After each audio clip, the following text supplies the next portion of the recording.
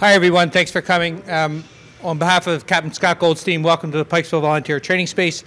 For those I haven't met, my name is Sean Barinholtz. I'm an adult anesthesia and critical care physician at Hopkins. I'm a member here at Pikesville, and I have the honor of serving as Car 609 in the Medical Director's Office.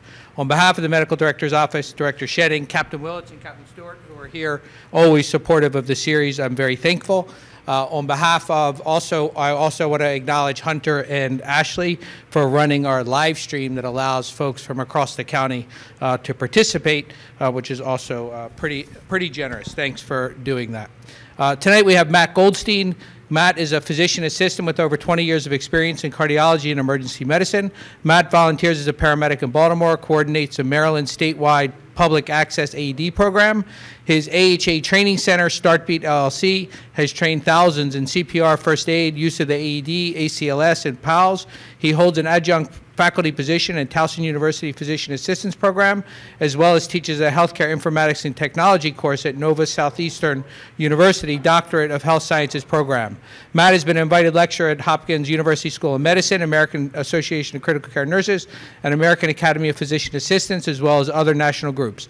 He's authored a book, Topics in Electrophysiology, Heart Rhythms, and 12-lead EKG, sold on Amazon, as well as authoring several articles on cardiovascular topics in peer-reviewed journals, and has presented his research at international scientific sessions. Matt, thank you so much. I've heard a lot about your program. I can't wait to learn. Thanks.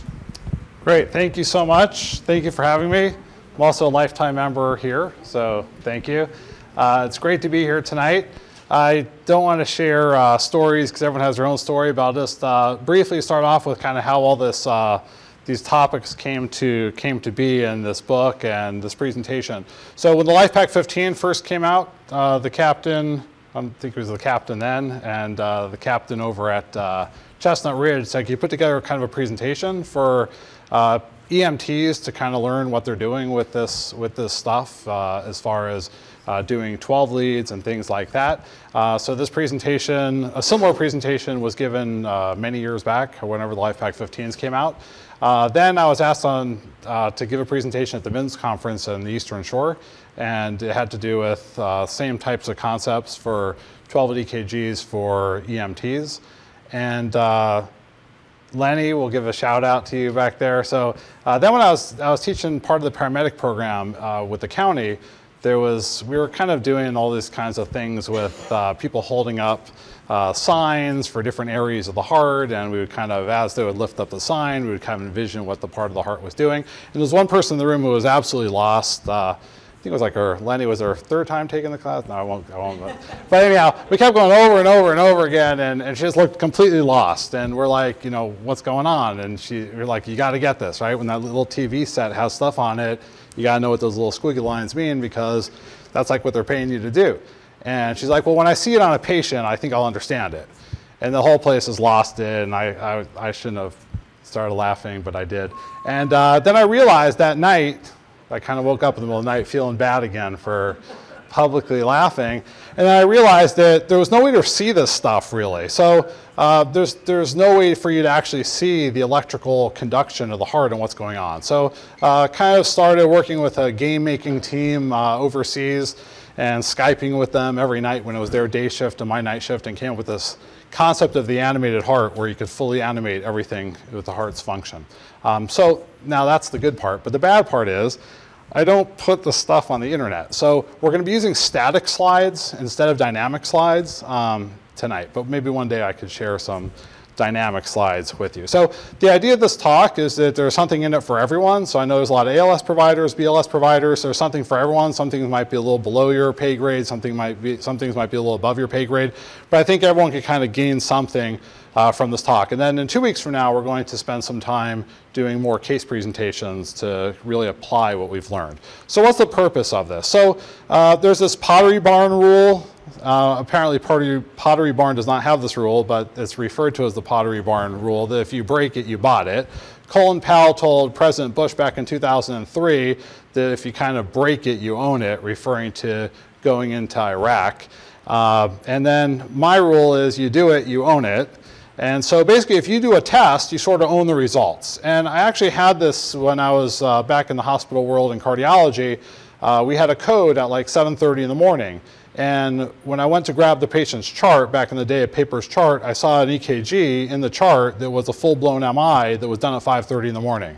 But because the person just did the EKG and they considered themselves a tech and they just stuck it in the chart, that person had quite a bad outcome because of it. So I really believe that if you do a test, you should be able to understand a little bit if there's some life or death component to it. So now that we have this protocol for EMTs to do the test, you can't just do the test and rely on sending it to the hospital and the modem on your life pack and it getting there and someone actually looking at it. You do it, you own it, so you really have to have an understanding of what you're looking at. So the objective tonight is to review the anatomy of the heart. We'll describe how to perform an EKG, but very briefly. We'll talk about the electrophysiology of the heart as it relates to the EKG. We'll identify what we'll call the good, the bad, and the ugly when we look at a rhythm, when we look at an EKG. And then we'll try to understand why we can't just trust the machine. I'll show you some real-life examples of patients that were presented to me or that I was involved with where people relied on the machine and it wasn't a really good idea for them to do so. But if they just applied a little bit of their own knowledge of understanding of what's happening, they would have a much better outcome for their patient. So I think about cardiology as an outline where we have electrical, we have plumbing, and we have mechanical. So it's not really that in depth. That's why I sort of got good at it back in the day. Other parts of the body are much more complicated, like anesthesia, I guess. I'm just joking. Anesthesia is not, but like the kidneys and the brain and stuff like that, you know, that stuff's really complex. But the heart, the nice thing about the heart is it's very physical, right? Everything is there, it's happening. You can kind of think about it and sort of in your mind touch it and feel it, and it all makes sense. So we're going to talk about the electrical conduction, and we'll also talk about the plumbing having to do with the coronary arteries. So electrical conduction system of the heart. So if you remember back the first time you took an anatomy class, we have that SA node, and the SA node kind of fires, and that initiates the impulse in a normal person's heart, and it travels through kind of these intra-atrial pathways and intranodal pathways, and then it goes through that thicker kind of AV node, AV junction area, and then there's this bundle of His, and then you have these pathway going this way and that way. You have the right bundle branch and the left bundle branch, and it kind of continues to break down into the little Purkinje fiber system. So basically what happens is when this SA node fires, the impulse kind of travels through everything and it depolarizes the muscle electrically as it heads from north down to south in the person's heart. Now, we hope that if electrical activity happens, that mechanical activity follows suit. And so we're basically going to kind of take the assumption tonight, for our purposes, that mechanical function follows electrical function. But we know that that doesn't have to happen that way. Now, the beauty about the person's heart is you have a backup mechanism system. So you have a way that your heart could back itself up. Because your body, you don't like to die, right? So most people don't like to die. But so in general, we don't like to die. So we want to keep ourselves going. So basically, you have your brake. And then with your car that you want to try to get stopped, you have your brake. And then you have a backup, you have an emergency brake, and then you have a runaway truck ramp, right? So those are your three levels of a backup mechanism for you to stop your car if necessary. Now, let me ask you this question. When you were young and dumb, right? So you maybe drove around using the emergency brake even though your brake worked, right? So we all did that, right? You use the emergency brake, you know, the person behind you, they don't realize you're stopping and it's fun, right? And you just kind of, you know, make noise and all that kind of stuff. So you use your emergency brake, you were young and dumb and used your emergency brake because you weren't normal when you used your emergency brake when your brake functioned properly. But if you needed to use your emergency brake, it was there for you. Same thing with a runaway truck ramp, right? You don't go say, hey, that's cool, let's drive up that thing, right? You don't do that. You get stuck in the sand or whatever it is up there, so you don't do that.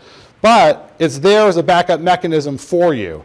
But again, it wouldn't be normal for you to use those functions if what was kind of the other level was there to support you. So same thing with the heart. The heart is a backup mechanism as well. So we have our SA node, that's our brake, so to speak. We have our AV node, our AV junction area, that's like our emergency brake. And then our ventricle is like our last hurrah to function properly, so that's like your runaway truck ramp. Now, each of those areas of the heart have their own inherent rate.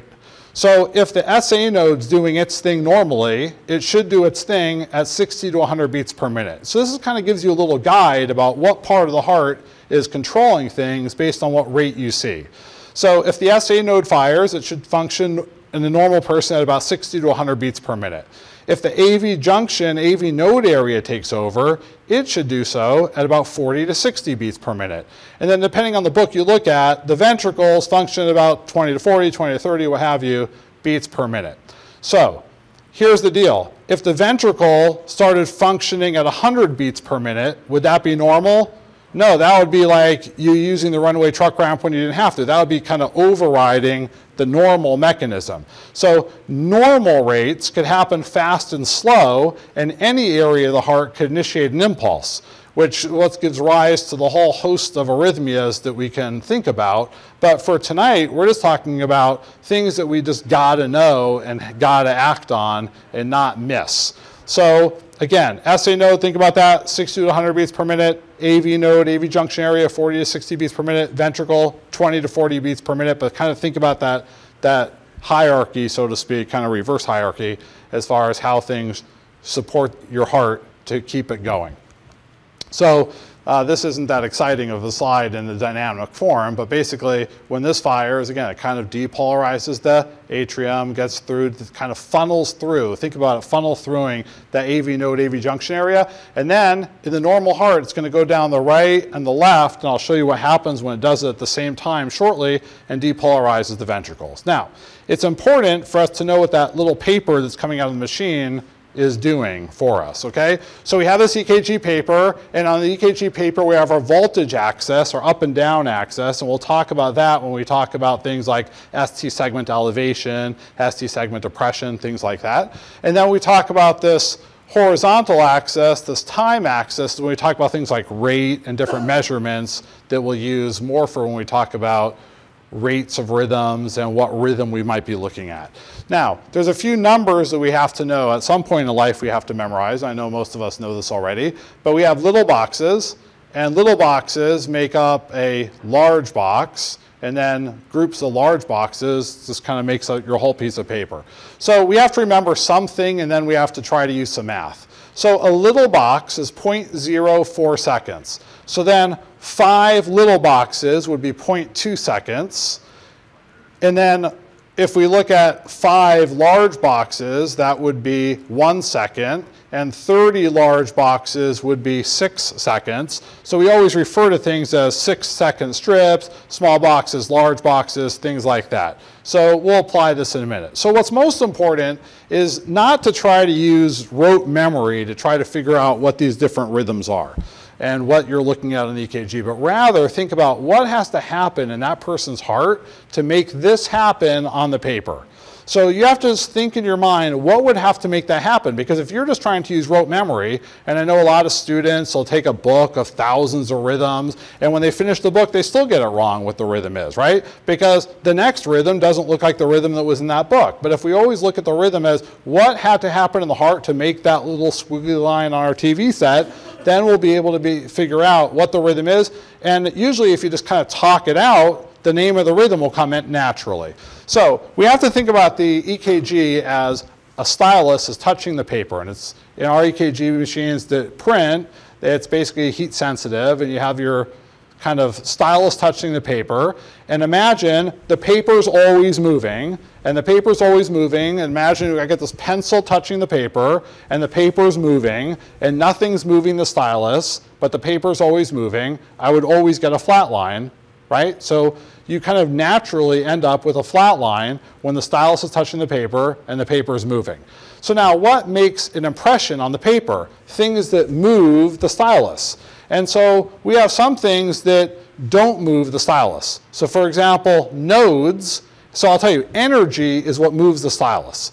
So you have to deliver a pretty robust amount of energy to the stylus to move it. Nodes, they deliver energy, right? But not enough energy to budge the stylus. So if you would go, I used to tell people, but now they probably told people, and so people probably don't say this anymore, but if you would stand out at like the EMS bay at a local hospital and you would ask everybody what makes the P wave, they used to tell you the SA node fired. But that's not true. What makes the P wave is not that. What happens when the SA node fires? Nothing. because it doesn't give enough energy to budge the stylus. Stylus is put, SA node fires, you get a flat line. You get nothing other than a flat line. But now, the atrium, even though it's low power, it's not very thick, it's kind of far away from the EKG machine, when the energy kind of dives through the atrium, that gives enough energy to kind of budge it up a little bit, and then it comes back down. And so what happens if the paper is moving and it goes up a little slowly and comes down a little slowly with not a whole lot of power? You end up with a P wave. Then ventricles make massive amounts of power, right? Thick, close to the EKG machine. It slams it so hard it kind of comes back, but your stylus is hooked to a spring. So the stylus always comes back to its starting point eventually. And so this gives a slam of the stylus, and that's what gives you the ventricle high power, which is what a QRS complex looks like. And we'll go through this again in a minute. And then the ventricle repolarizing, the energy resetting itself in that robust, thick ventricle close to the EKG machine, that is actually pretty high power. It's actually more power than the atrium. And so that gives you your T wave. So it's kind of medium power. So I think about it as not enough power, low power, high power, and medium power is what makes impressions on the paper.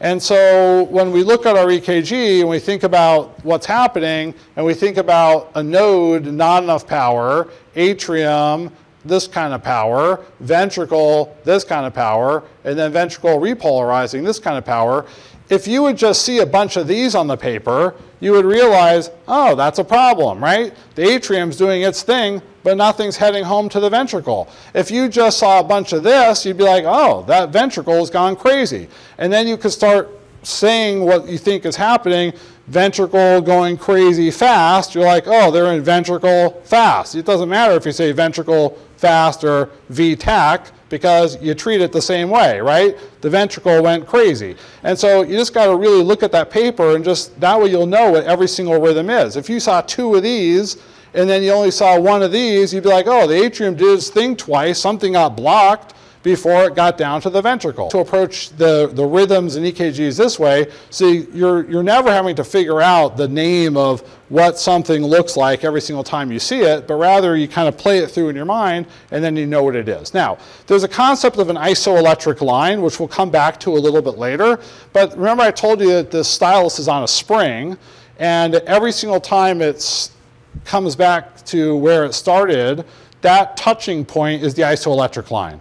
So basically, it ends up going like this and always comes back to the isoelectric line. Just note to self, when we look at things called the isoelectric line, we're always going to look at it from before the P wave to before the next P wave. So if you're going to kind of strike a line with a ruler, just always consider the isoelectric line from just at the beginning of before the P wave starts to just the beginning of before the next P wave starts, because the P wave is the starting point of any electrical activity. So that's how we make our isoelectric line. So again, SA node fires, what do we get? Flat line.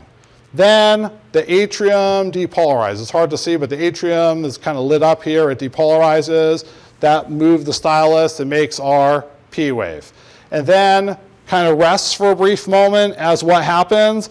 It kind of, the energy is funneling through that AV node, AV junction. Do nodes make enough energy to make anything happen on the paper? No. So you get this little pause called the PR segment.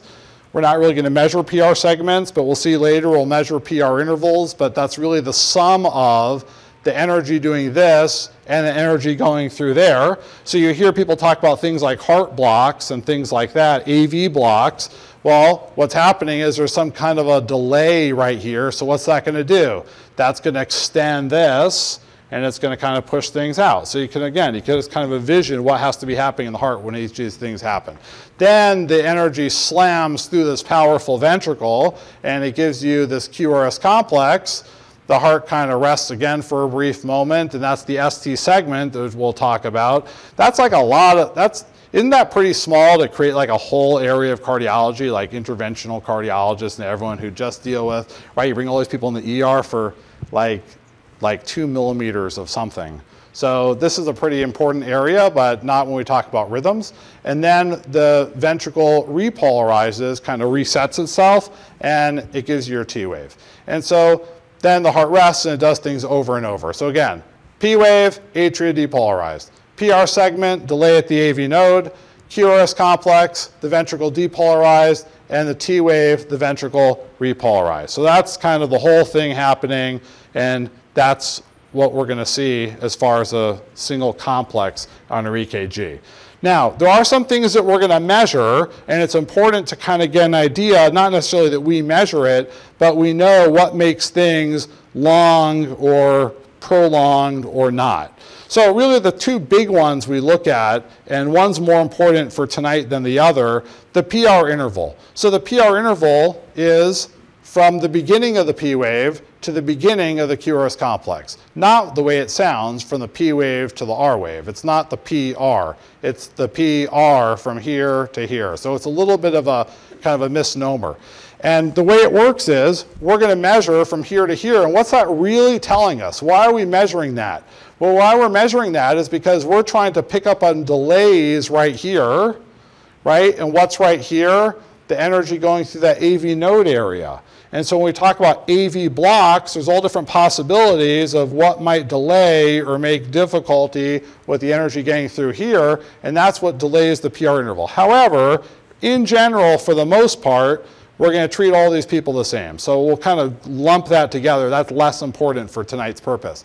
However, the QRS complex is very important because the QRS complex should be less than 3 small boxes in the adult. In pediatrics, it's 2 small boxes, but in an adult patient, it's 3 small boxes. And when it's wider than 3 small boxes, or greater than 3 small boxes, we consider it extra wide as opposed to being normal. And so let's talk about what makes things narrow and what makes things wide. So I think about the heart as a domino game, okay? So here's my heart, and here's my heart on dominoes. I was a lot thinner then. But here's my heart on dominoes, okay? You know how hard it was to make this domino game? It wasn't that difficult, because these are actually mini dominoes from the dollar store. So anyhow, so here's your domino game, right? So if you flick this domino, you flick this SA node, and it starts knocking down the atrial dominoes, right? Now eventually in domino games, the dominoes fall down pretty much, right? So you kind of flick this atrial domino, and it knocks down the dominoes, this SA node, and knocks down the atrial dominoes. It gets kind of the AV node area, and when this domino falls, it hits this domino and that domino at the same time. So then it starts going like this and like this at the same time, right? Because it's a domino game. And so you end up having evidence of the right and evidence of the left ventricle depolarizing, but they happen at the same time. And so the machine doesn't know anything what to do other than put them on top of each other, giving you a narrow QRS complex. Whereas if you have, and I'll show you in a minute, like a bundle branch block, for example, it goes down one side, then the other side, or a PVC hits one side, then the other side, which I'll show you shortly. So again, if these kind of superimpose on top of each other because they happen at the same time, and the paper or the machine has no way to draw other than on top of each other, it gives you a narrow QRS complex. If it goes down one side, then the other side, it happens next to each other, giving you a wide QRS complex. So that's really important because we're going to use that when we talk about some ventricular type of arrhythmias that we need to recognize.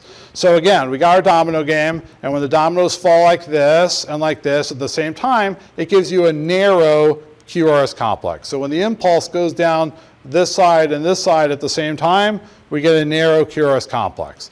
Now, when you have, let's say you've heard the term a bundle branch block, right? A bundle branch block, what happens? So this domino is pinned, but it's a domino game, so they're going to fall down.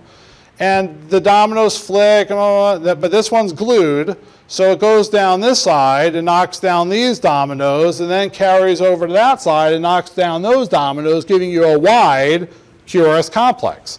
So that's what makes rhythms narrow or wide. Now imagine, so again, same idea, right? You got a bundle branch block, it goes down this side and then carries over to that side.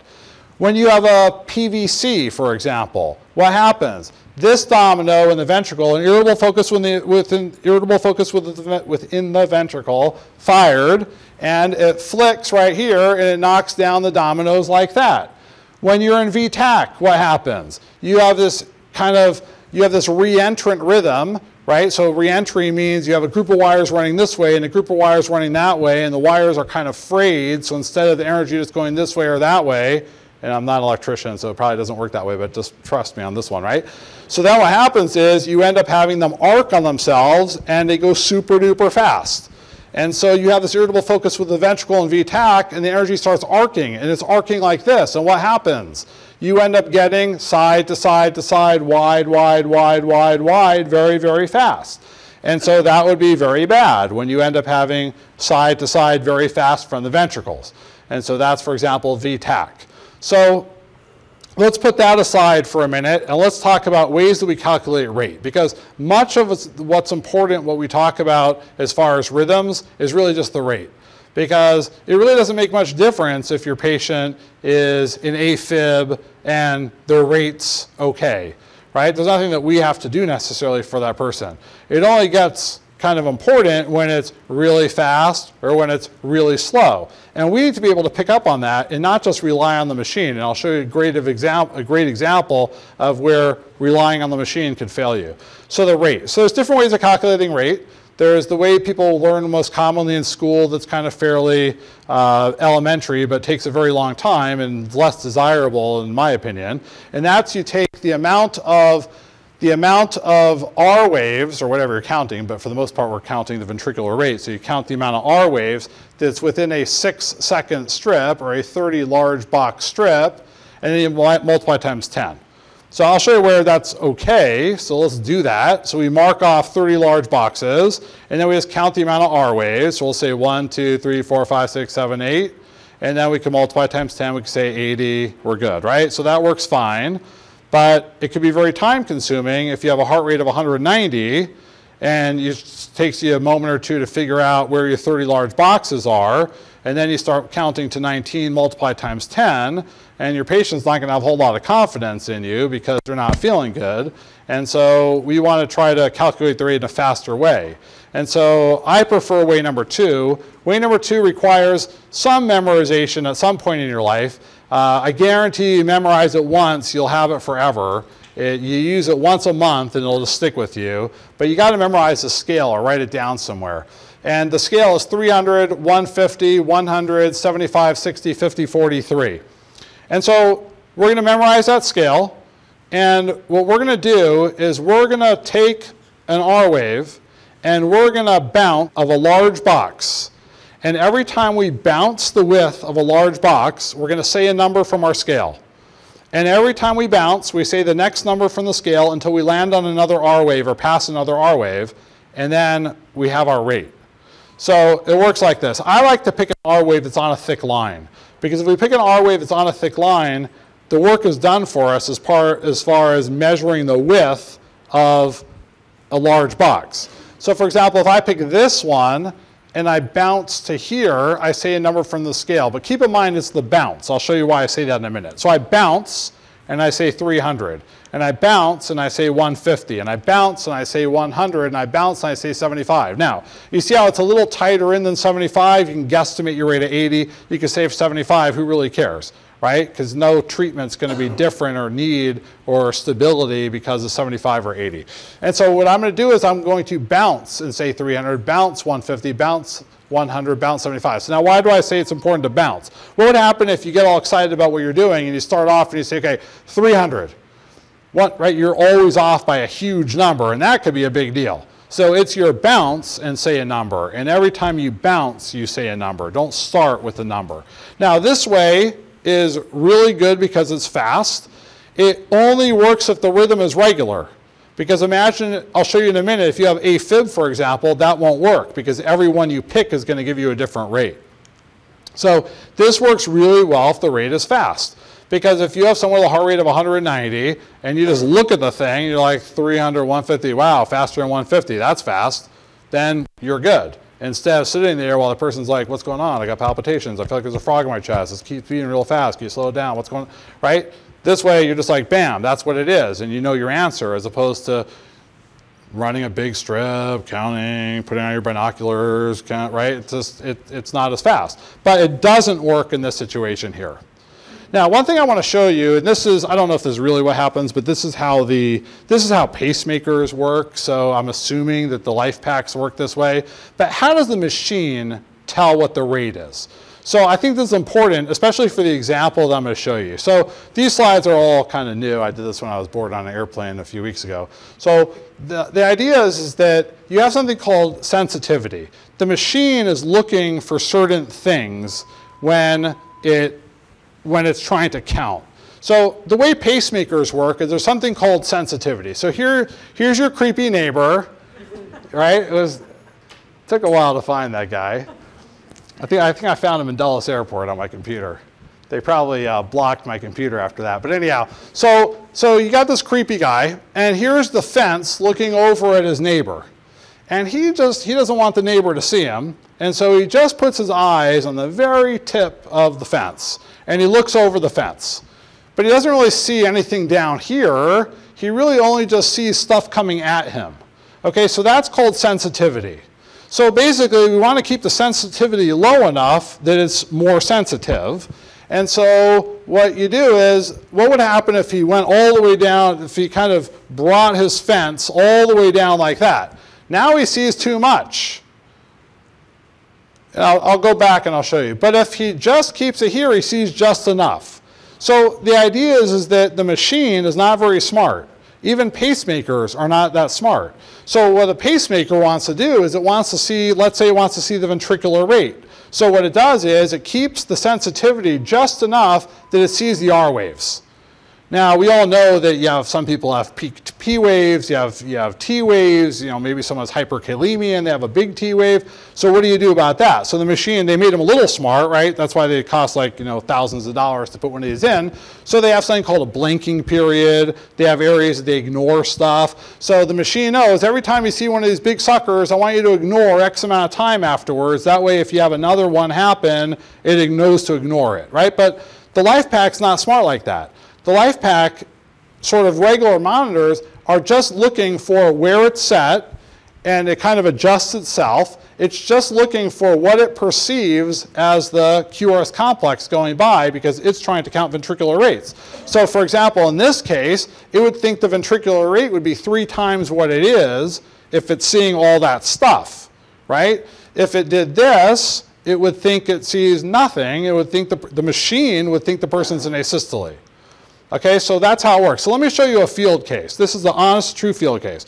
You don't have to admit it. I shouldn't admit it on public TV or whatever it is. But so I was one time driving. So I had this person. There was nothing wrong with them, right? Just got taken to the hospital. And I was the ALS provider. And then so I felt like kind of driving, so I didn't have to do anything. So I put the EMT in the back, right? You don't have to admit that you've done that before, but I did. I admit it. And the guy is bugging out in the back. He's bugging out in the back, the heart rate's in the 20s, stop, come back here, do something. And I'm like, really? So anyhow, so I go back there, I'm like, I don't understand what you're talking about. So then I go back up front, and he's screaming, and finally I switched with him. It became apparent he didn't want to do the paperwork, and it was gonna be on me. And so the thing is, what happened? So now we know what happened. This is from when I ran kind of the code summary. Look, here's the heart rate. It thought the person's heart rate was 27.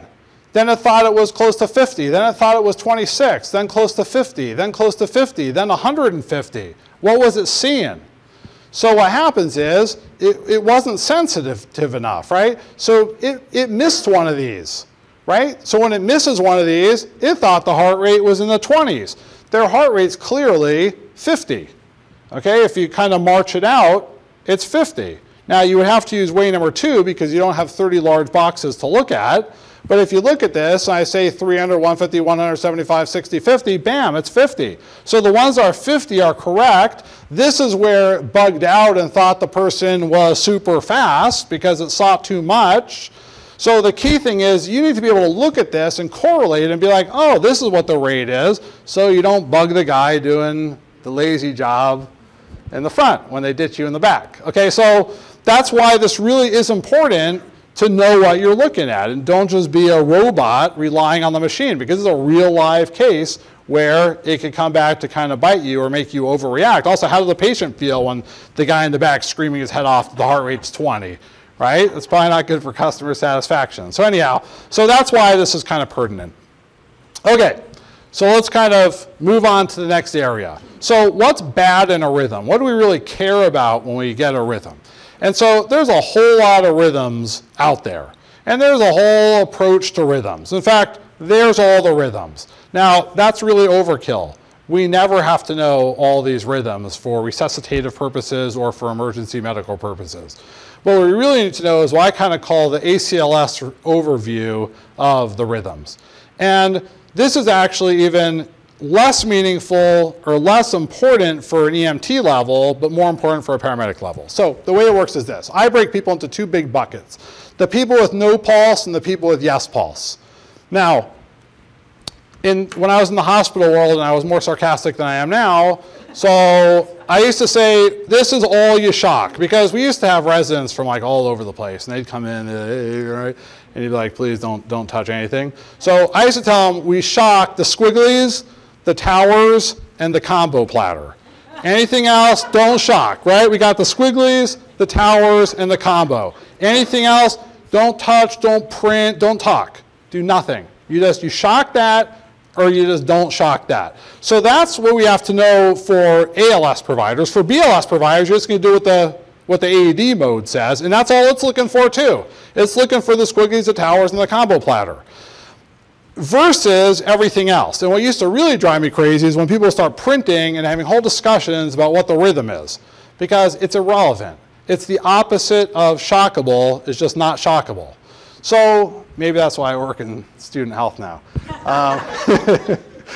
But we have a life pack there. So anyhow, so here's the deal. So we have the shockables and the non-shockables, right? We have the squigglies, the towers, and the combo versus everything else. But this is what's more important. What's more important is it very, very fast or is it very, very slow?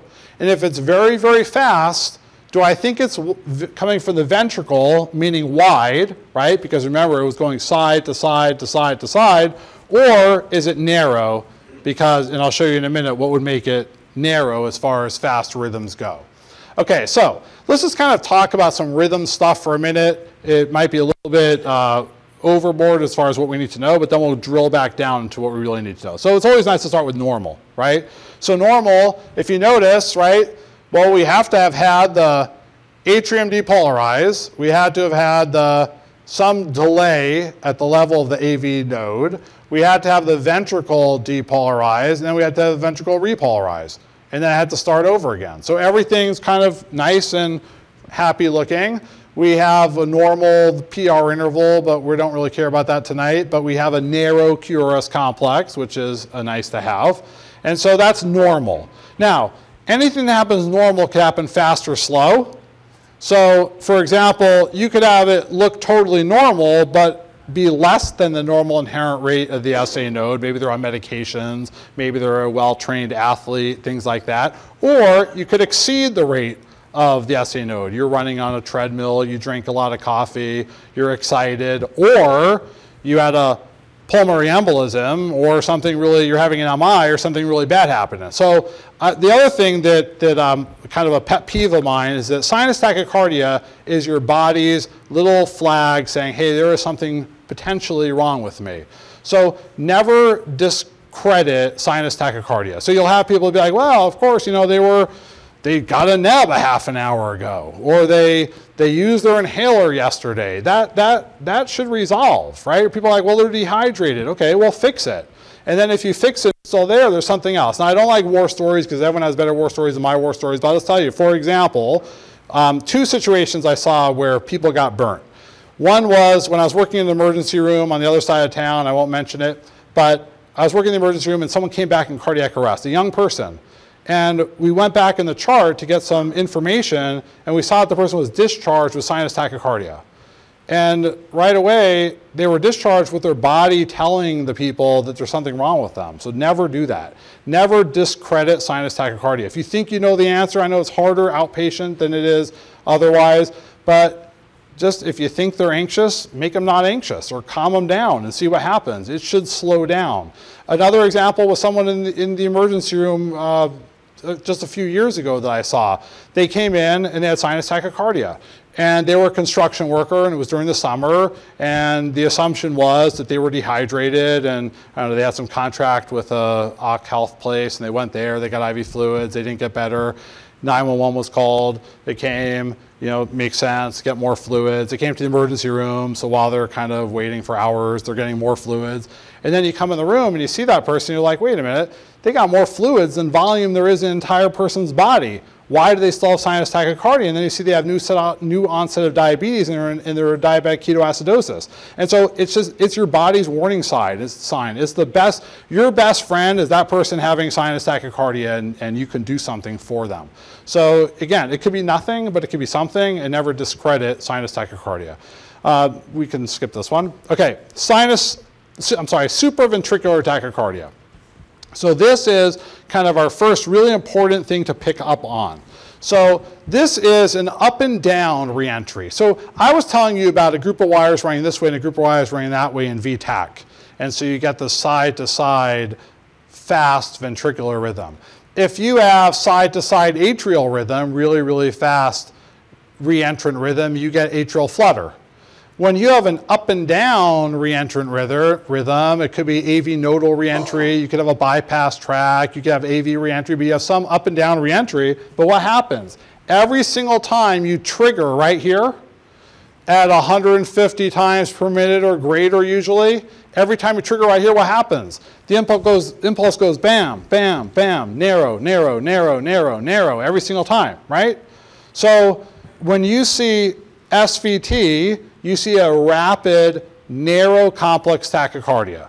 Now, we have a whole algorithm in ACLS of how to treat this, but when we look at this, if we would get this rhythm, because we're kind of, as a BLS unit, transmitting an EKG, or we hook them up to the monitor and we see this isn't good, right? I'm not saying the person's having a problem from it, but this person definitely needs some intervention. They need something. It might need to be less aggressive than more aggressive, but this is very not normal, right? It's narrow and very fast. So that's kind of our first rhythm that we want to just kind of take note of, narrow and very fast. Now, I could talk a lot quieter now. Okay, so then you can have these extra stuff coming from the ventricle. So the ventricle is really a complicated area because when your ventricle fires, it could send out kind of just random impulses. You could have it do it in a pattern. You could do it kind of crazy 5 times in a row. You could have it go on for 30 seconds and then stop. You could have it do it continuously. You could have it fire from here and then there and keep crisscrossing back and forth. So you'll hear people talk about PVCs and ventricular ectopy and stuff like that. So I just kind of threw these up there because that should kind of signal you that there might be a problem when you see it. So it could be as simple as electrolytes are off, but it could be something else like ischemia or dilated cardiomyopathy or something like that. So you could have these PVCs, but how do I pick them up? Because it's what? It's wide, right? So this is your normal, went through the atrium, went through the ventricle, repolarized, went through the atrium, went through the ventricle, repolarized, but then bam, what's that wild, wide sucker that just pops up there, kind of startles you? So that's an extra beat coming from the ventricle, and I know that because it's wide QRS complex. Now, this is a really great example of someone I had at the hospital because it was like everything all in one. So this is like the perfect one to get because here you have 3 in a row, here you have a single one, here you have 2 in a row. And so when you just have a single, they call it a single PVC. You say, oh, they have a PVC. If they have 2 in a row, you call it a couplet. If you have 3 in a row, you call it a triplet. But you can start imagining why it might be relevant. So back in the day, you would treat these. Now you're not so into treating these. However, you could have a problem when you have a lot of these. First of all, you could have one hit home at the wrong time and create real problems. But the other thing that you can have is when this happens, if these don't conduct, in other words, if the heart doesn't squeeze because one of these happened, which happens often. So what happened is the last time they had a normal beat was here until there. And so what's their underlying heart rate because of all these? I mean, that can make you sort of on the verge of passing out. So in other words, too many of those sometimes do need to be suppressed because the person, or find the underlying problem, which again, 99% of the time is electrolyte imbalances. But you have to kind of address these. So those would not be something normal to see. You could have different patterns. You could have every other beat is one of those PVCs. That would be called bigeminy. You could have every third one, trigeminy. You could have a whole string of them, a run of them, called non-sustained VTAC. Nothing having to do with SVT when it says NSVT. It's non-sustained VTAC because it didn't go on for more than 30 seconds. So we can have all kinds of flavors. You can have multifocal PVCs. You can have ones that came from different origins in the ventricle, so they each one looks different. Because I think about the EKG machine is over here, and it's looking up at the heart, and everything that comes towards it has a certain look from it, from the same place it comes from every time, and everything has a certain timing. So when things start looking different, it came from a different place towards that EKG machine.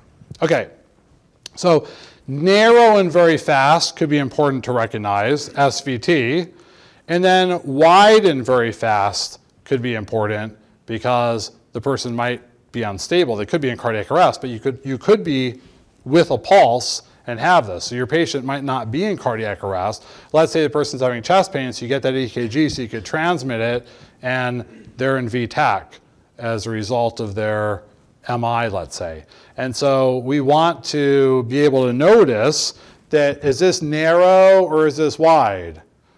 That's wide, right? That's the towers, as opposed to the narrow. I think about, like, it's easier in peds when you say sticks or steaks, but does it look like a stick or does it look more like a steak? If it looks like a stick, then it's narrow Kuros complex. If it looks like a steak, then it's wide Kuros complex. Again, it works a little better with peds because when peds have a fast rate, it really looks like a stick versus a steak.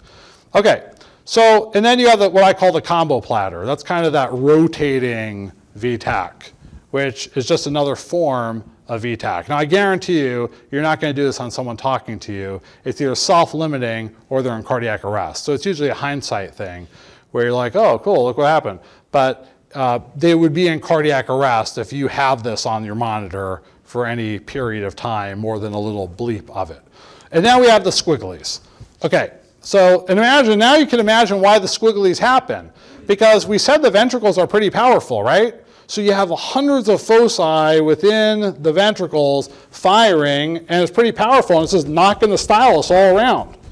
And when it knocks it around and the paper's moving, you get that V-fib look. It could be very coarse like this, it could be very fine, it could be kind of like a wavy look, which is less usual. So that's the squigglies. So we'll come back and we'll recap what's important in all this. Asystole, when nothing happens, you get a flat line, right?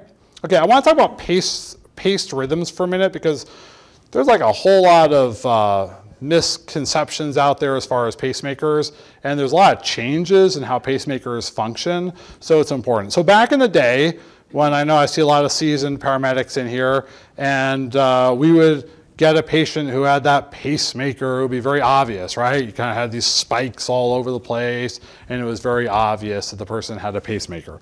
Nowadays, it's not so obvious. And the reason why is this. Back in the day, now I don't think there's any human being out there that has a unipolar lead.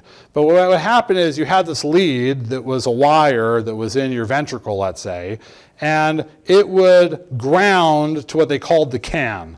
So it would ground, so it had one pole in the end of the lead, and it would, the can or the pacer box, whatever, that was where it grounded to. And that's what gave you, that electrical distance is what gave you your pacer spike. But then years back, they came up with this idea of bipolar leads. And so bipolar leads, both poles are on the end of the lead, so it grounds within itself, and you don't even see a pacer spike. The machine often is picking up the pacer and making an artificial pacer spike. That's why you'll see, like in the hospital, a lot of ERs, they have to tell the machine that the person has a pacemaker. So it's artificial nowadays. So the problem though is what does a ventricular pacemaker wire do? So basically the way a pacemaker works is your ventricle didn't fire on its own, so the wire tip fires for you, and so it makes kind of an artificial spark plug. And how does the energy fall? How does the energy go when I kind of light up the end of the ventricle wire? It goes bam, bam, right? It knocks down the dominoes like this. So you see a wide QRS complex after every pacer spike. So what happens is, nowadays, the problem is you don't see the pacer spike. So you see this, and everyone starts bugging out that the person's in a ventricular rhythm. The nice thing is that you probably have the patient in front of you. So you can kind of feel and be like, oh, okay. You know, it's not even back in the day when there was a big box in their belly. It's like right there. So just kind of check if it doesn't make sense. So, for example, you also kind of have to think about, like, what would make someone have a fast ventricular rhythm? So what would make someone, right, what would make their ventricle exceed the normal inherent rate of the ventricle? Right away, that should be a red flag that something's not right. Now, we know that you could do that. Generally, you only do that when you're in VTAC, which is much faster than this. So this should make you think, like, what's going on? Is this person in slow VTAC? Like, why would they have that? So they could have that, right? And if they do, they probably have a whole list of cardiovascular centers that they've been going to for years, right? You're probably not the first to find it. So you kind of start thinking about it. And then you start looking and you're like, okay, well, you know what happened? Their pacemaker is sitting there, and their pacemaker is looking for an impulse to come down to the ventricle, and if it doesn't happen, it makes it one for them. So this makes sense then. This is quite the delay, right? So you have a normal function, and then your body waits, and I have a baseball field thing, but I didn't finish that slide. So what happens is kind of the outfielder's waiting for the ball, and no ball's coming their way, so the shortstop kind of throws the ball to them, right? Or something like that, right? I know it's not really, right? But it's kind of football season. I'm not into sports, so sorry. But anyhow, so the deal is here, the ventricle had to kick in and do its thing, so it makes sense. Just note to self, there's a reason why a PVC is called a P, premature ventricular complex. Is this premature? Okay, so that would be very odd as well. This is not premature. This is your body saying, hey, I want to see the ventricle fire again. And it didn't, so the pacemaker did. But then the pacemaker got happy they didn't have to work because one came its way, and one came its way, and one came its way, and one came. But then at the rate the pacer set at, one didn't come its way, so it fired. So when you see what you think is a ventricular rhythm, and it doesn't make a whole lot of sense that someone should have a slow ventricular rhythm that's still exceeding the normal inherent rate of the ventricle, think about a pacemaker, and more often than not, they'll have one. But again, just to recap the importance of the arrhythmias, so again, we have now, to frame it out again, no pulse and yes pulse. What's most important in resuscitation, and I'm telling you, teaching cardiology groups, anyone, you don't have to ever go beyond this. And that is, you have no pulse, shockable or not shockable, yes pulse, fast and slow. And to tell you the truth, the slow 90% of the time doesn't make a difference. Because you all learned in school the first time you took anatomy that cardiac output was your stroke volume times your rate equals what got out. And this person's not getting enough out and they're pooping out on you and their rate is too slow. What do we do for them? We speed up their rate. Right? So we have meds, we have pacemaker, we do stuff to speed up the rate. So it's really a knee-jerk thing. We say, too slow, need more to get out, speed them up, bam. That's all we really need to do. So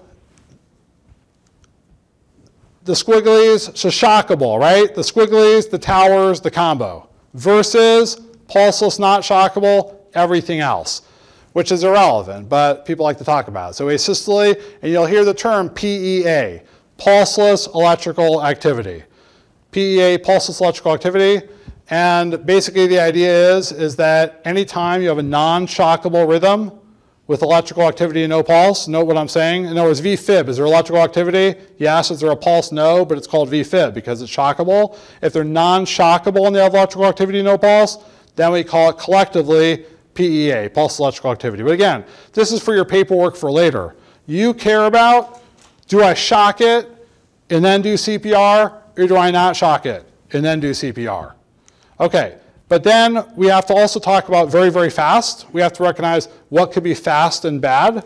So we have narrow and fast. And the reason why narrow fast is important is because some stuff we do works kind of from the AV node and up, and some stuff we do works more on the ventricles, the way we think about it. And so we have super fast and narrow, so that up and down reentry.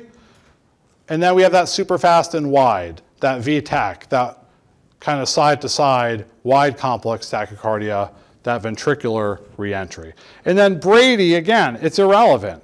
We treat it the same way, unless you're the person making the determination to put a pacemaker in the person permanently, or trying to figure out the underlying cause. If someone has profound sinus bradycardia versus third-degree AV block versus second-degree type 2 versus idioventricular rhythm, it's irrelevant. Because you got a heart rate of 30, you're not mentating well, you keep passing out, bam, we make them faster. And so it's really not that relevant what each of the things are, even though people like to use it for test questions, but we're not having a test tonight. So we're perfectly on time because I wanted to spend 1 hour on this part and I wanted to spend 1 hour on the 12-lead part. So bingo, we just hit it. Okay, so now we're going to talk about 12-lead EKG. Now, I could talk for days on 12-lead EKG, but what I wanted to show you is the importance of being able to just get a basic idea of what looks really bad. And I'll show you an example of where you could actually have a bad outcome when people don't recognize what's really bad, because all they're doing is assuming that the machine is really good at this. So to be honest with you, if the machine was really good at this, we wouldn't be relevant. Okay, there's a reason why in every hospital at 5:30 every morning there's a cardiologist sitting in a dark room looking at every single EKG of every single person in the hospital. There's a reason for that. If the machine was accurate, then in the hospital most people wouldn't exist. And so there's still I don't know why they can't get this down to a science, but they didn't. So we're still relevant. So 12-lead EKG. So why is it important to be able to interpret the 12-lead EKG? So I know we all know this, but we know that time is muscle, right? So we know that every moment that we delay getting the person to interventional care, their muscle is dying. So just like the brain muscle dies, the heart muscle dies, and it doesn't regenerate itself. So basically, we could have the onset of what's called ischemia, and then you get some injury, or I should say ischemia, then we get some injury, and then about 30 minutes into this, we already have some infarction, and then 1 hour in, 30% infarction, 2 hours, 50, 4 hours, 70, 24 hours, it's dead, and it ain't coming back. And so I'm going to just give a term, this is my own term, I call it an insult, because it's another I word that they didn't use, okay? So when you have an insult to your heart, then it just doesn't get better. They've tried everything, okay? They've tried making little holes and hoping it kind of recovers. We used to do a thing called EECP over at Good Sam where you would wear these like those shock trousers, and every single time the person's heart beat, it would counter pulsate back at them and hopes you build collateral flow. They've tried everything. I mean, beta blockers, nothing works other than a heart transplant. So the deal is the infarcted muscle, not only is it weak and it's very debilitating and really leads to heart failure, but it's also infarcted muscle is proarrhythmic. And so it puts the person at risk for lethal arrhythmias, and so that's bad. That's why people with dead heart muscle and weak heart muscle, they're indicated to get an implanted defibrillator because they're a time bomb, because their heart is just ready to go into a lethal arrhythmia. And myocardium doesn't naturally regenerate itself, and so we need to act really, really quickly to get them what they call PCI, right? Percutaneous coronary intervention. And that's the whole reason why we do the 12-lead EKG in the field, so we could tell the hospital what we see, or transmit to the hospital and tell them what we see, so that they can get the team ready so that we don't waste time. So, because back in the day, like, you just threw the person in the back and you drove fast and dumped them off, and they would call someone in from 3 hours away, and if they were playing golf, then they'd come 5 hours later, and it's just, that's honestly how it worked, but now it's not like that. Now, 12-lead EKGs, just keep in mind, it's only a screening tool. So the problem is everyone kind of finishes school and they're all excited. I know I do a 12-lead EKG and their neighbor comes to them, and I got this pressure in my chest, and they do the 12-lead EKG and they're all excited, and it looks normal, and they're like, oh, you're normal, and then the person drops dead, right? Everyone knows someone who went to the doctor, right? And then 2 weeks later, they drop dead. And you're like, well, what happened? What do you mean? Because it's only a screening toy. It only tells you in the moment if something bad is happening, but it's only a screening tool. So just note to self, it should only be used as a screening tool for early detection of abnormalities. And it really evolved over the years. And this is like, so this is kind of cool, right? 1912. So I made this slide, when I first made the slide, it was less than 100 years prior. But that's how they did the EKG, right? They need a whole room with this whole thing and buckets. That little electrode you put on the person with that little bit of gel in it is taking the place of a full-size bucket, right, that the person's all into. That's all that is. That gel is the water of the bucket. And then I went to a show, like one of those conferences, and someone had like this little tiny EKG machine. So they've really come a long way. Ours are kind of, I guess, in between. So how do you do a 12-lead EKG? So the question I have for you is, do you want me to skip this part?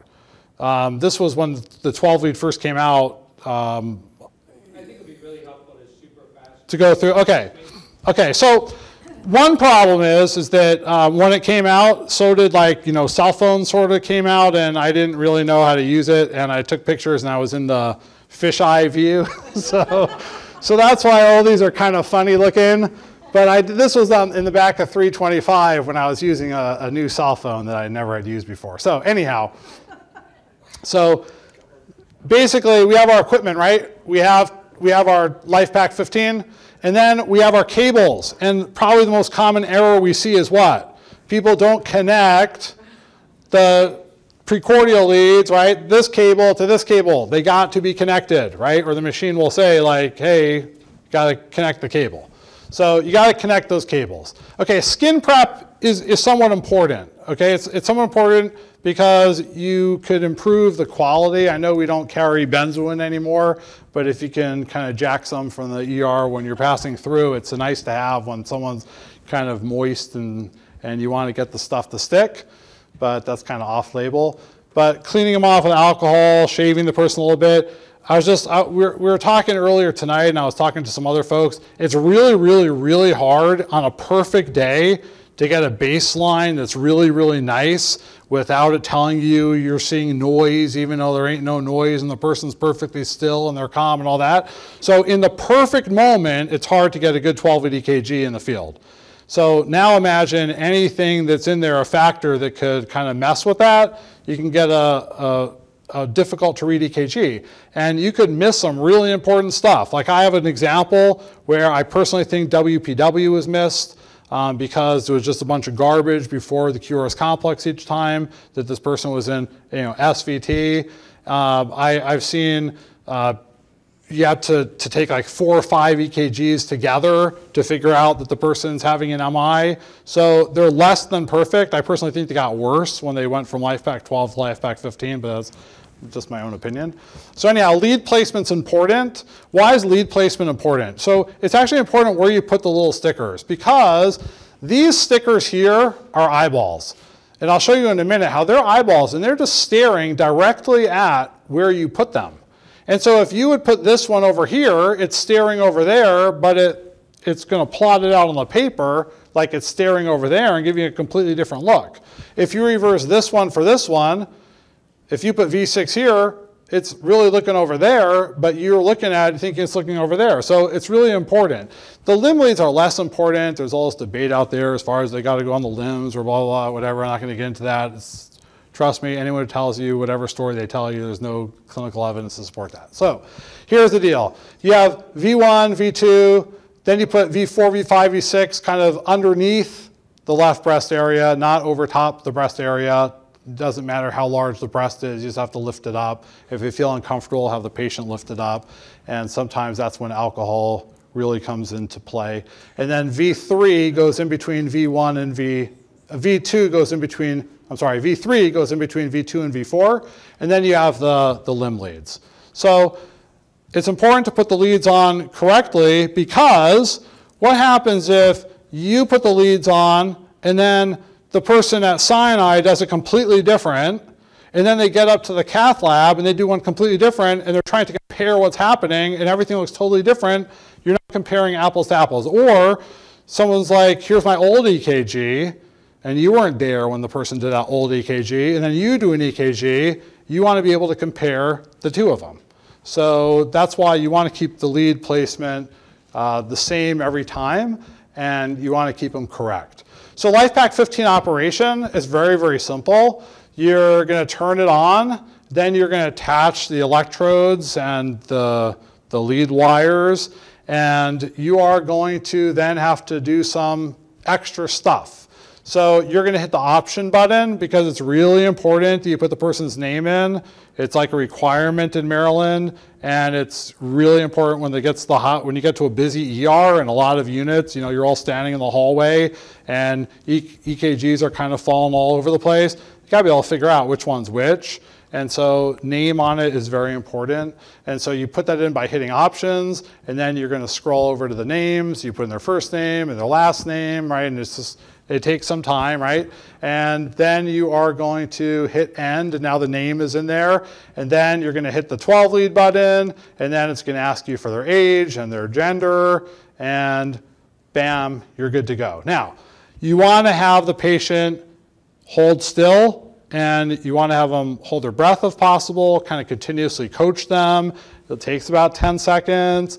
And I learned today that when it says, every single time it tells you have noisy data and it says hit the button to override, just ignore it, because eventually it'll do your EKG right if you ignore it.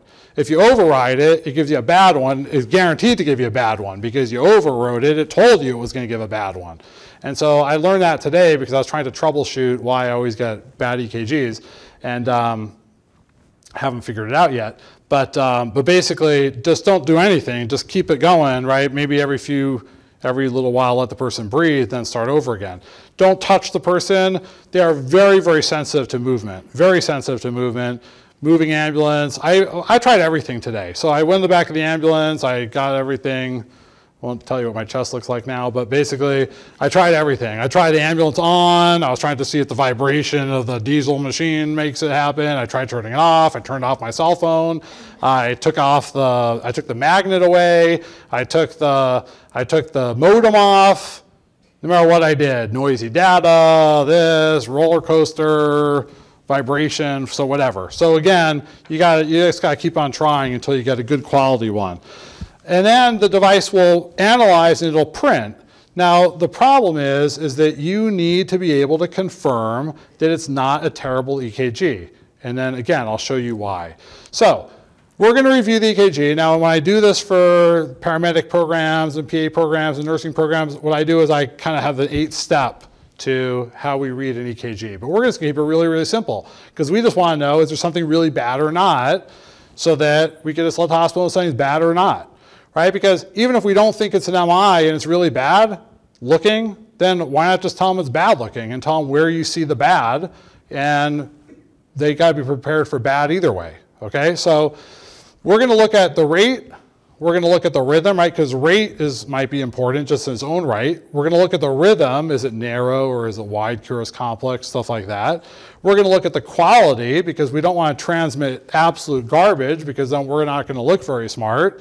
And then we want to look at the accuracy of the EKG's interpretation. I think that's the fastest down and dirty way of determining what the EKG is like. So transmission to the hospital is important for people to know how to do, just like transmitting it to eMeds is important as well. So you have that little transmit button, and then you scroll over to a hospital, And I think this was before eMeds, so we didn't have an eMeds transmit button, but now there is, right?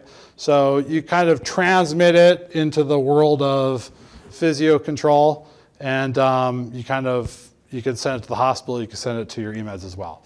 Okay, so how do we read this thing?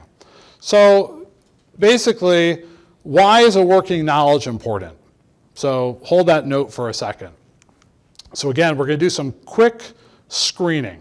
And when we do our quick screening tests, kind of steps, we want to know, is the rhythm okay? Is the rate okay? Is there any evidence of an insult? And is the quality okay? So when we say is the screening steps, we already went through the rhythm and the rate. So we already know what a normal rate is, and we already know what a normal rhythm is. So for example, you get 12 EKG, right? This is someone that, I mean, they were in the middle of a stress test when they did this, so it's not like we just like, it wasn't like an incidental finding they were having palpitations and we had this, right? But of course we made sure we got a nice copy before we did anything else, but, right? But what's going on here, right? I get this EKG, am I happy, or am I like, that's bad, right? That's mega fast, right? That's just about as fast as I've ever seen. And is that narrow or wide, right? So this person's in VTAC. It's like the mother of all fast VTAC, and you can imagine what we had to do to them shortly thereafter. So, but we don't pass go. We don't go any further because the rhythm is so bad and the rate is so bad. But then sometimes we want to go a step further. So we first have to appreciate what the EKG machine is looking at. What is it doing? So basically what happens, I think about this, and it's a little bit hard to see, but there's a little red golf ball inside of that heart right there. And what happens is you put those leads on the person's chest, and it's staring at that center core of the heart. And it's seeing how electricity is coming towards and away from that center core of the person's heart. So now, what is in between the center core and the electrodes? We got a whole lot of stuff, right? We have myocardium, we have hair, we have air, we have pericardium, we have a whole bunch of stuff. But what do we care about? What we care about is the status of the myocardium. And so what happens is we want to know really how electricity is passing towards and away from us through the heart muscle. So what makes electricity go through heart muscle normally?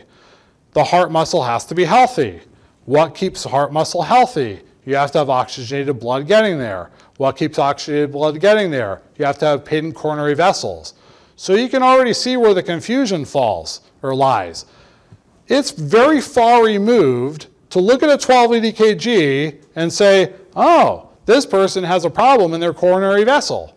Because look how many steps it took to get there. But why is it confusing? Why have you heard of so many people going to the cath lab and then you hear they had a clean cath?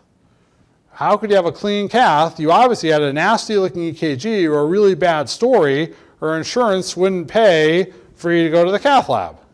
In most hospitals, right? That was a joke. Depends how long you've been doing this for. But anyhow, so why is this confusing?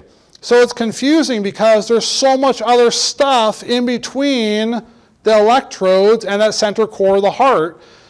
And there's other things that affect the person's myocardium as well. So for example, you have bone, you have skin, you have pericardium. You could have enlarged muscle, like hypertrophy. You could have electrolyte imbalances, certain medications like digoxin, which is less used nowadays, electrolyte imbalances. These are things that affect the myocardium and affect how the electricity comes towards and away from you.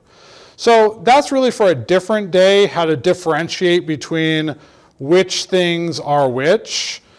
But let's just talk for a minute about just how we could pick up on what is really bad, what are those insults to the person's heart in general. And even if you see an insult and you're wrong, at least you knew it wasn't a normal EKG. And then again, I know we want to try to be the best we can in the field, but the bottom line is if they have any of these abnormalities on the EKG, they're going to the same place. And when they get to that same place, they're going to get the same kind of look over. And yes, you don't want to be the person who calls everything in as an MI, because then when they hear your voice or they wait for your shift, they kind of ignore you, right? I won't share any more about that. But anyhow, I won't tell you about Dumb and Dumber. But anyhow, I think they're probably retired by now. But anyhow, trust me, the ERs, they just hear it, they know it, right? So you don't want to be that person who cried wolf every time, but it's better to be safer than sorry, or just kind of call out what you see on the EKG machine, let them do the math. I know it's kind of weird because we have certain hospitals that you tell the person exactly what you have, and then they ask you, you know, what's the Glasgow Coma scale? And you're like, I just told you they were unresponsive or something like that. But we get the idea. But the thing is just kind of speak it out until you feel more comfortable with doing it, right? So the leads, the way it works is, remember the electricity is traveling through the heart this way, and you put these limb leads on the person here, let's say here, here, here, and here, and that's creating like a triangle, and it's kind of looking at the heart a certain way. And then you put those chest leads or the precordial leads on the person, and those are just staring at that center core of the person's heart.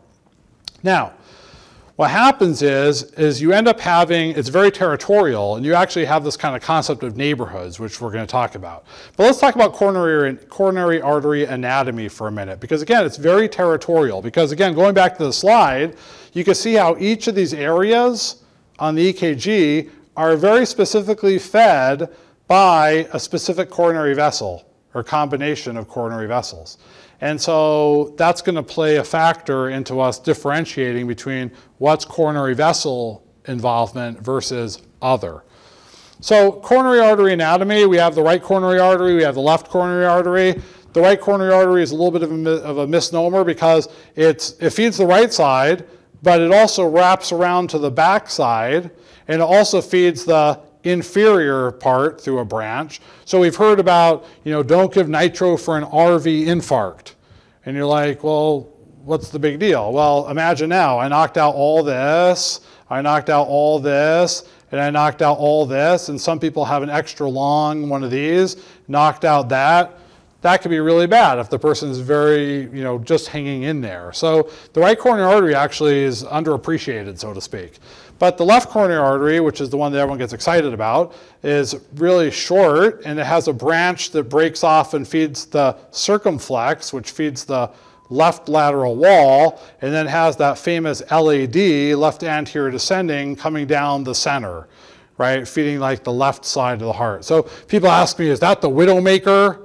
I tell people, like, if they were married and they die, then anything was a widowmaker. So I don't quite understand the utility of figuring out if it was the widowmaker. I mean, I truly have had people ask me, like, every family has their medical person, and you know, you kind of tell them that their loved one passed away, and they ask you if it was the widowmaker, and it's kind of hard to keep a straight face. But anyhow, people are all into that. But anyhow, this is your coronary artery anatomy, the right coronary artery. You have this branch that feeds the inferior area. You have the left coronary artery that feeds the circumflex and the LAD, but this is very territorial, right? So now imagine if I plug this right here. If I plug this right here, usually it's not up there in the left main or you're dead, but if I plug it right there at the bifurcation, what did I knock out? I knocked out the circumflex, I knocked out the LAD, I knocked out all of this. But what if I have just like a distal LAD lesion over here? I knock out just that. What happens if I just have kind of an inferior branch? What if I knock out that right there? That's not an RV infarct, I just have an inferior MI. But if I clamp it right here, I knock out this, this, and this. So that's why we're going to kind of break the EKG up into different territories or neighborhoods. So again, here's how you can see, if the lights are off, you can see it better. You can see the kind of the anatomy of the coronary arteries. Now, we like to break it into kind of neighborhoods. And when we say neighborhoods, we're really talking about what territory is fed by a coronary artery. And so I like to break it into inferior. Well, everyone likes to break it into inferior. Now, I'll show you in a minute how this is going to correlate with the EKG that we do. So we have inferior, we have septum, we have anterior, we have lateral. Now again, you could imagine inferior is purely fed by a branch of the RCA. We have the septal, which in order to have a specific just septal only, you have to have pretty special anatomy, but it's a little branch off of the LAD. But typically this whole thing is covered by the LAD, septal and anterior. And then you have your lateral, which is either the high lateral wall is fed by the circumflex, the low lateral wall could be fed by a whole host of areas like the LAD, the circumflex, or even a long branch of the inferior branch coming off of the RCA. And then we have the posterior. And we don't really do posterior EKGs in general. We don't do right-sided EKGs. We're really looking for we could, but we're primarily looking at the left side of the heart when we do a traditional EKG. So now, this is kind of putting that whole thing together. Here's a cartoon of your 12-lead EKG. And here is the heart. So years ago, someone tried to do this and it didn't work. So again, it keeps keeping humans relevant. It's one of the only things in the world that they haven't been able to completely animate or kind of take care of replacing with technology. When we look at this, really it would be nice if this kind of came up on the screen and had a little blackened area saying problem right there, right? That's really what you're doing in your mind, but it just ain't happening. They haven't been able to get it right. Like not even Apple's been able to figure that out, right? So here's the deal. We're going to look at this. We're going to look at this. We're going to think about this. So whenever we do this EKG, we think about this here. And so when I look at this area over here, and I'll show you how we break into neighborhoods. When I look at this area, I'm thinking right here. And I'm thinking this inferior branch of the RCA. And then I start thinking, if I see a problem here and here and here, that probably makes sense that that vessel is blocked. Because what if I just saw a problem right here? Well, how did this get spared? Okay, so again, this is a little more in depth than like BLS world would need, and we can take a different day and go more in depth for the 12-lead part of it. But basically, this is that cartoon put onto the EKG paper. And then what I do is in my mind, I draw out what I call the neighborhoods. Because what you expect to see in one neighborhood, you expect to see within that whole area, or at least in 2 leads within that neighborhood. And then you want to start thinking, does this make sense anatomically for me to call it an MI? So in other words, if I walk outside, if I didn't bring my umbrella and it was raining, and I walk outside of that door, and I'm like, oh, it's raining. Would I go outside the back door because I expect it not to be raining and hit my car that way? No, I'd be stupid, right? So if it's raining over there, it's probably raining over there. But if it's raining over here and I'm heading to Glen Burnie, does it have to be raining in Glen Burnie? No, because it's like a totally different area. It's a different neighborhood. Okay, so neighborhoods, things that happen in one neighborhood happen basically in the same neighborhood or also often in adjacent neighborhoods. But unrelated neighborhoods would not be because of the same clouds. So if something's happening in an unrelated area, it would be unlikely that it was happening from the same coronary vessel. And in general, your MI is because of one culprit lesion. So you don't have landmining of coronary vessels unless you're having a good cocaine party. You typically don't do that. Okay? And if you do that, or later on in MI, when everything starts pooping out on you, it's kind of too late to salvage the person. But when someone's having that chest pain, they're having that MI, it's one lesion blue and is the culprit lesion. And so you expect the problem to be happening within the neighborhood. And when you see it happening in a neighborhood, just kind of look in the rest of that neighborhood and see, is at least at 2 of the 3 leads, or in that neighborhood, is the problem happening? So what are we looking at? And that got moved down somehow. That was supposed to be right there. We're looking at the ST segment. Okay, so the ST segment, again, lots of effort and money goes into that one little area on, right, people's entire livelihoods are for right there, ST segment. And what we're looking for primarily is when that gets yanked upwards, ST segment elevation. Now, when I talk about insult, let's kind of back up for a minute. When I talk about insult, we're talking about 3 things. Evidence of, remember I showed you the progression of ischemia, and then injury, and then infarction. Ischemia is when I have ST segment depression, meaning here's my isoelectric line, right, from before the P to before the P, and the ST segment's yanked down, an inverted T wave or a flat T wave or evidence of ischemia. If I have ST segment elevation, right, here's my isoelectric line, it's elevated, I have injury. And when I have Q waves form, then I have infarction. Now here's the problem, and so don't think about it this way. Because have you ever seen someone call this an MI, meaning myocardial injury? No, the machine goes bleep, bleep, bleep, acute MI, bleep, bleep, bleep, right? Let me ask you this. Do you know if this person had an MI in, it basically takes about 24 hours to make a Q wave. Do you know if this person had an MI in 2012 and now they're having a new big one? Or if this started yesterday? No. So really collectively put all this together and say ST segment elevation, they're having an MI. This tells you they may have had something in the past or this might be old, but don't go on that. Go based on they have ST segment elevation and collectively say, are they having a MI? So, but again, the challenge to all this is all those things I showed you could all occur with all different things. So for example, you could have ST segment elevation with hypothermia. Now, but here's the difference. When you have hypothermia, does the blood going down your circumflex get chilled, but the blood going down the right side stays warm? No. So it wouldn't be specific to a neighborhood. So that's where the neighborhoods kind of help. When you think you have a problem, think about being kind of in that neighborhood, you should have the problem. But then there's just a whole bunch of other factors that can make this abnormal. So that's why it's like a 2-day rapid course to go through all of this stuff. But just keep in mind, there's just a whole bunch of stuff that might confuse an MI, and as you drill down further, we can do better. But certainly, if you're a BLS unit transmitting an EKG, we should be able to pick up on things being abnormal on the EKG. But again, if someone has a pacer, the whole thing's paced. That's not neighborhood specific. If someone has a left bundle branch block, the whole left bundle branch is blocked. So the dominoes are all falling in a different way. If someone's on digoxin, they don't have a filter that's letting it not go down the LAD. They're on digoxin, which is less common nowadays. If they have hypokalemia.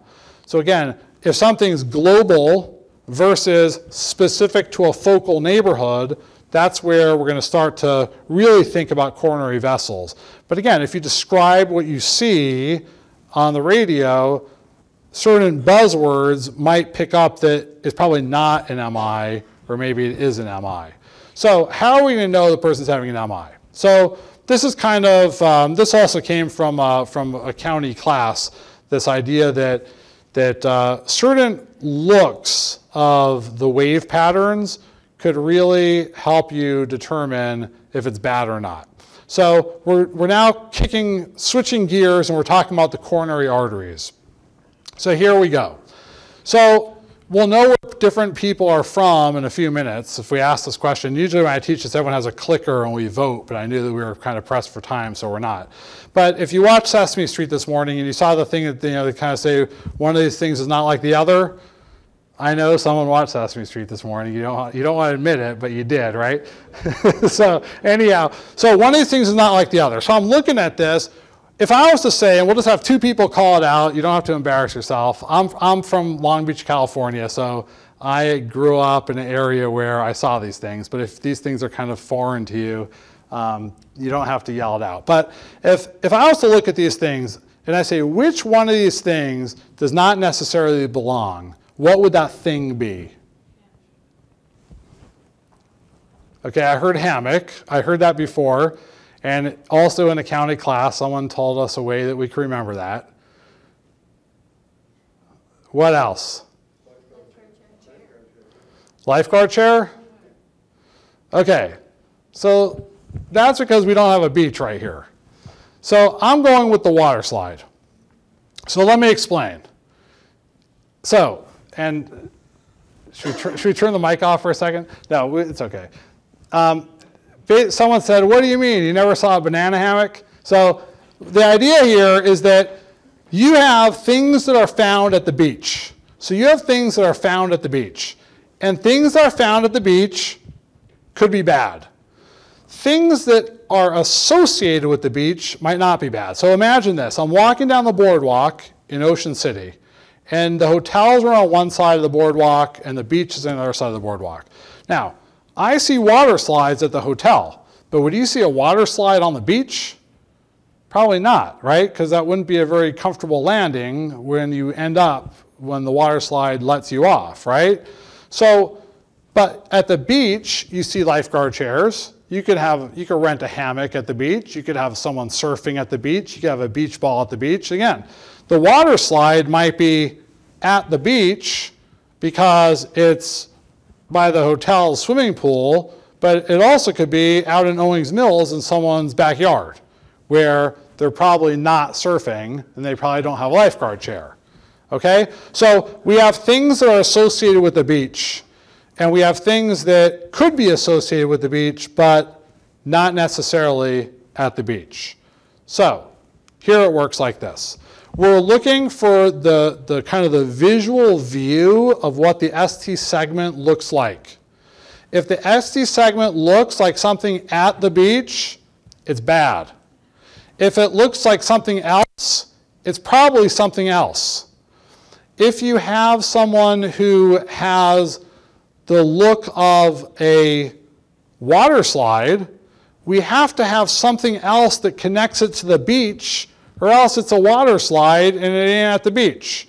But if you see a water slide in one area and you see a hammock in another area, we've now connected that lifeguard, we have now connected that water slide to the beach, okay? And probably the most confusing appearance is the water slide. So let's look at this. Hammock. So again, number one, they have to have ST segment elevation. So from the start, they have to have ST segment elevation. Once you have ST segment elevation, if it looks like a hammock, bad, right? Beach. If it looks like a surfboard, bad, beach. If it looks like a lifeguard chair, bad, beach, okay? And if it looks like a beach ball could go up in there, bad, beach, okay? Now, if it's a water slide, it could be something else, but again, when you see that water slide, so a lot of times you see water slides, and if you call every water slide an MI over the radio, again, you're going to be Dumb and Dumber reincarnated, okay? So basically, you don't want to call every single thing an MI, but if the water slide gets connected to the beach, because often this is like early repolarization or left ventricular hypertrophy or something like that. But as soon as you connected it to the beach with another beach look, right, it kind of removes the boardwalk, and now this water slide became part of the beach and not someone's backyard in Owings Mills. Okay. Now, prior to me, people made other terms. The problem is, these didn't cover everything. So my way covers every possible look, and their way just cover two. So you'll hear people, they're like, oh, it's a fire helmet, right? You get the look, right? Here's their nose kind of out here. So here's their head, and there's the fire helmet, the leather there. So you'll hear people say firemen's helmets are bad. You'll hear people say tombstones. I mean, they don't really make them look like that anymore, right? But people say tombstones. But if you stay with the program and you look at these things, we have certain appearances. What would this be? This would be like a hammock, right? This is kind of like a rounded beach ball. Okay, now sometimes people look at this and they tell me, well, that's a water slide. I'm like, would you ever go down a water slide that dropped you off a cliff after going straight down? No, that's no water slide. That's a surfboard.